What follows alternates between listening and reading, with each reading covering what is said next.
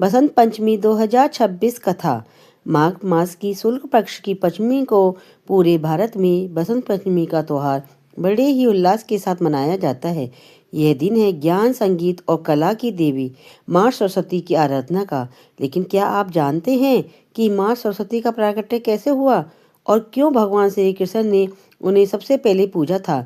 पौराणिक कथा के अनुसार जब ब्रह्मा जी ने सृष्टि की रचना की तो उन्हें चारों ओर मौन और निश्चलता दिखाई दी। मनुष्य और जीव जंतु सब शांत थे। इस सन्नाटे को दूर करने के लिए ब्रह्मा जी ने अपने कमंडल से जल निकालकर पृथ्वी पर छिड़का।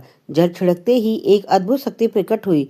4 भुजाओं वाली एक सुंदर देवी, उनके हाथ में वीणा, दूसरे में माला, तीसरे में पुस्तक, चौथे में हाथ में वर मुद्रा थी।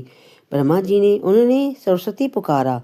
देवी ने जैसे ही अपनी वीणा के तार झंकृत किए, पूरी सृष्टि में संगीत गूंज उठा। नदियाँ कलकल में बहने लगीं, हवाओं सुर घुल गए और हर जीव को वाणी मिल गई। तभी से उन्हें बुद्धि और संगीत की देवी के रूप में पूजा जाने लगा। एक अन्य कथा के अनुसार जब देवी सरस्वती ने भगवान श्री कृष्ण के रूप को देखा तो वे उन पर मोहित हो गईं और उन्हें पृथ्वी रूप में पाने की इच्छा की। लेकिन श्री कृष्ण राधा रानी के प्रति समर्पित थे।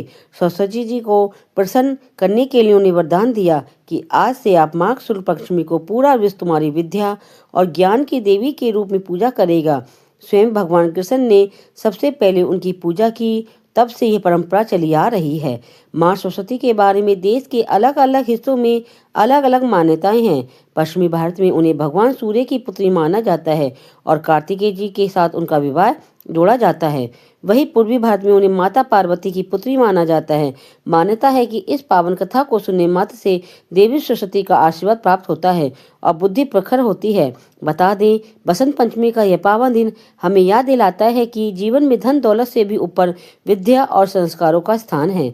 विशेष रूप से विद्यार्थियों के लिए यह दिन अत्यंत शुभ है। इस दिन पीले वस्त्र पहनने और पीले पकवान बनाने की परंपरा है, क्योंकि पीला रंग सुख, शांति और नई ऊर्जा के आगमन का प्रतीक है। इसी दिन कई घरों में छोटे बच्चों का विद्यारंभ संस्कार भी किया जाता है, ताकि उनके जीवन में शुरुआत ज्ञान की ज्योति के साथ हो सके। आपको मेरी ये अच्छी लगी हो स्टोरी तो प्लीज़ लाइक, कमेंट, सब्सक्राइब जरूर कीजिएगा और सभी मिलकर बोलिए सरस्वती माता की जय हो।